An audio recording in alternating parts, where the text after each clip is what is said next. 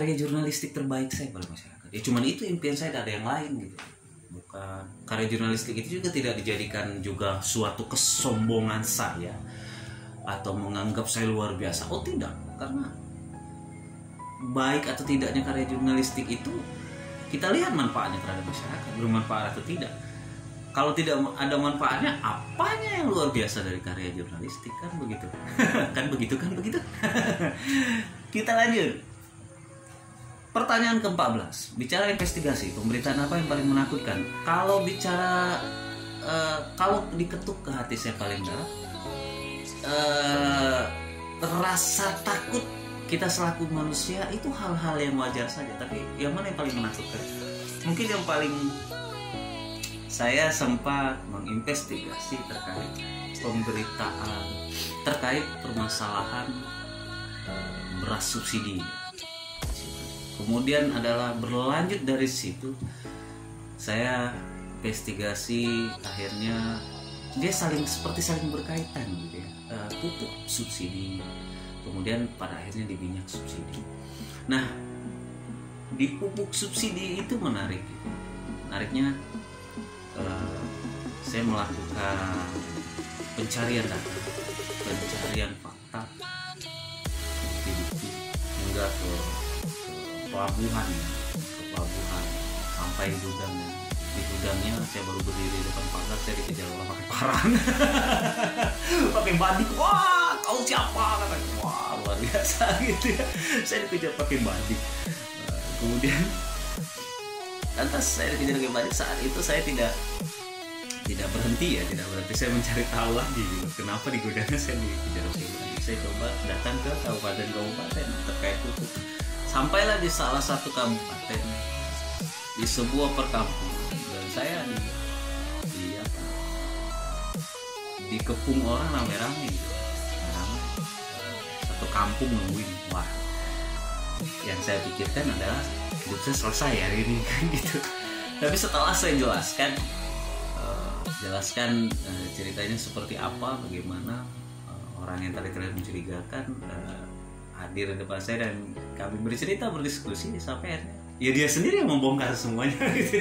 Tadinya dia adalah betul-betul ngincar saya karena begini dapat informasi, tapi pada akhirnya dia datang, akhirnya ngobrol dengan saya, dan dia membongkarnya lebih besar dari yang saya tidak tahu gitu. Nah, ternyata dari pupuk itu juga berlanjut ke minyak. Ini luar biasa ya, bicara minyak subsidi saat itu ya. Saya tidak perlu sebutkan tahun lah ya. Minyak subsidi saat itu, sampai pada akhirnya saya didatangi seseorang gitu ya. Datang seseorang dan dengan beberapa pilihan saya adalah, saya tidak perlu sebutkan pilihan ABC-nya. Pilihan akhir saya adalah saya menghentikan beritanya dan saya tidak menerima apapun. Wah, iya, sok suci kali ya. Ya terserah. Ya saya mengalami kan, gitu kan, sok suci kali ya. Ya terserah. Masa itu. Tahunnya tidak perlu saya sebutkan. Kalau saya sebutkan tahunnya nanti akan jadi tahu gitu ya. Kayak gitu. Itu saya cerita kulit-kulitnya saja lah ya. Bicara investigasi banyak itu, jadi dari beras, pupuk, subsidi gitu. Dan investigasi lainnya. Ya termasuklah investigasi tentang tadi saya diancam akan dibunuh gitu ya. Kemudian juga saya lewat telepon, macam-macam ya. Seperti apa, dan menyentuh hal yang paling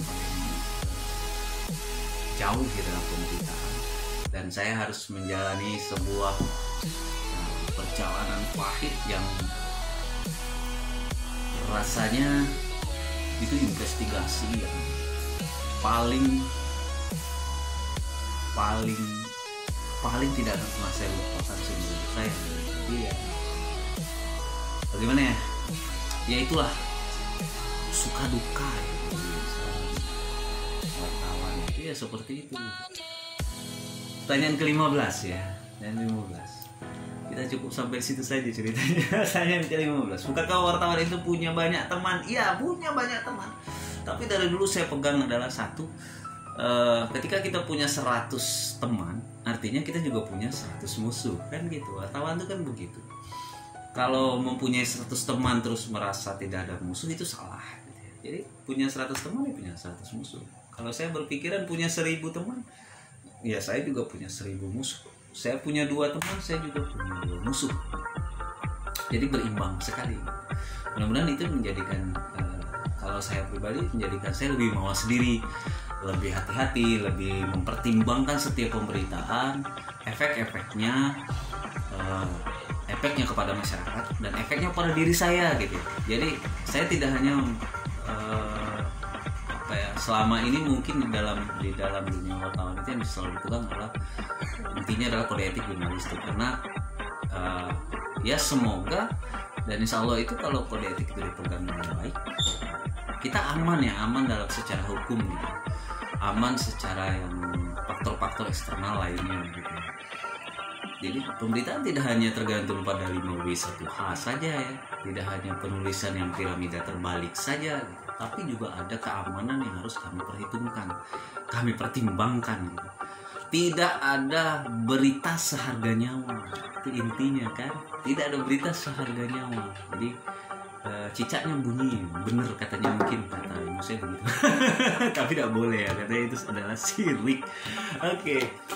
Kita kembali lagi, jadi tidak ada satu berita yang seharga nyawa.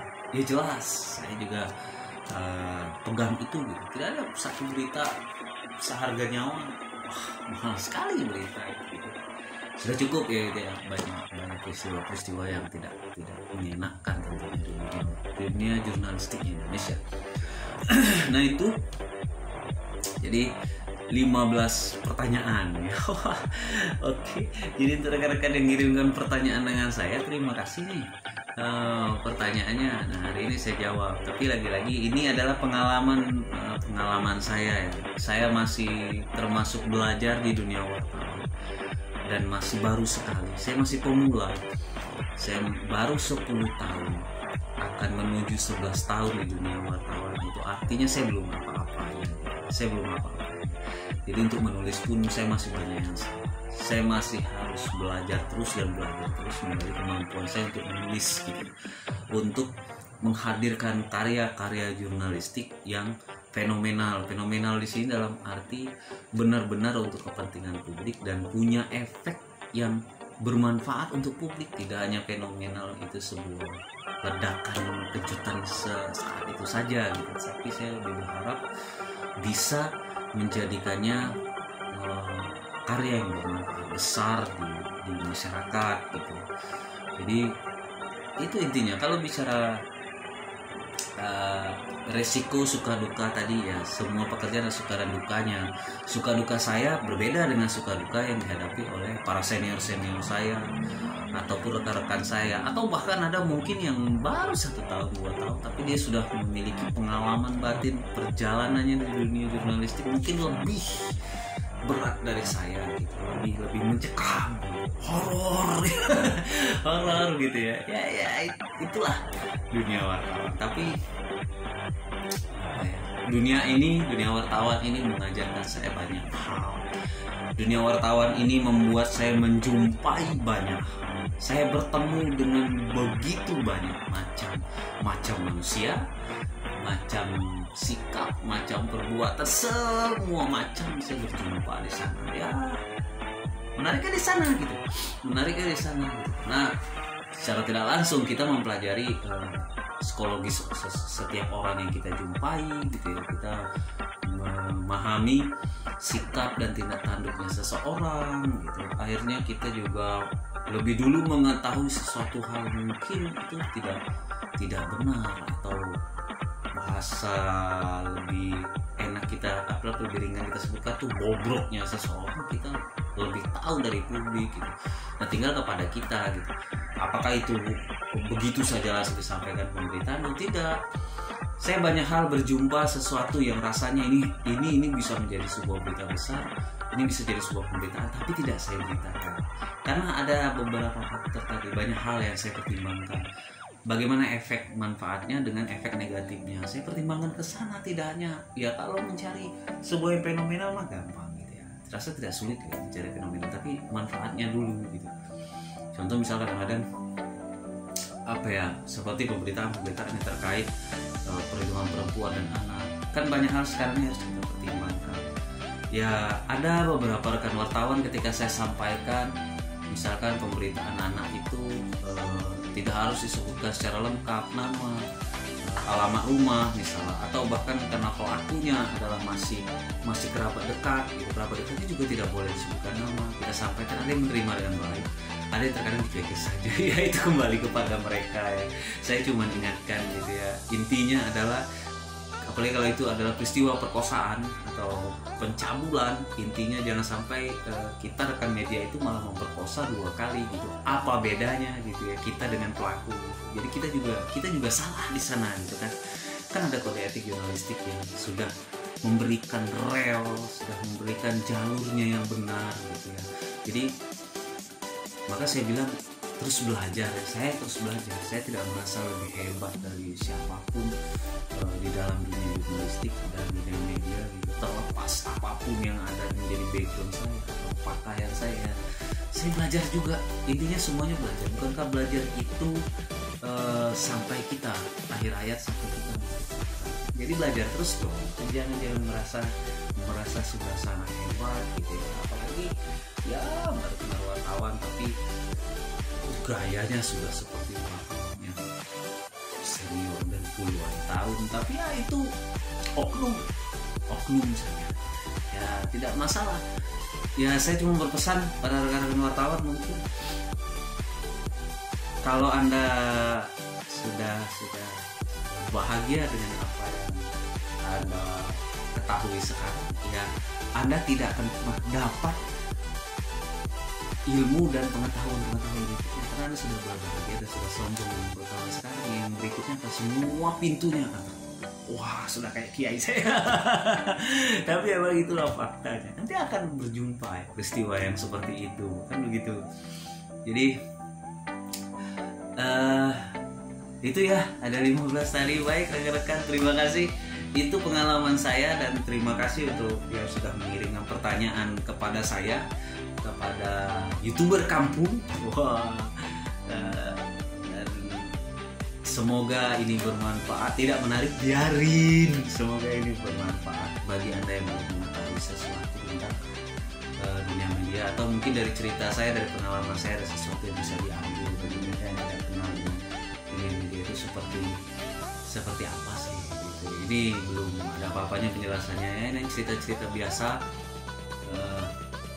hanya sharing-sharing biasa. Salam hormat untuk rekan-rekan wartawan, rekan-rekan senior di mana saja, rekan wartawan senior di Provinsi Jambi, di Indonesia bahkan dunia. Jangan lupa like, share, and comment, subscribe juga ya, dan klik loncengnya. Nanti akan ada berbagai postingan. Terima kasih. Assalamualaikum warahmatullahi wabarakatuh. Bye bye. Salam pers Indonesia.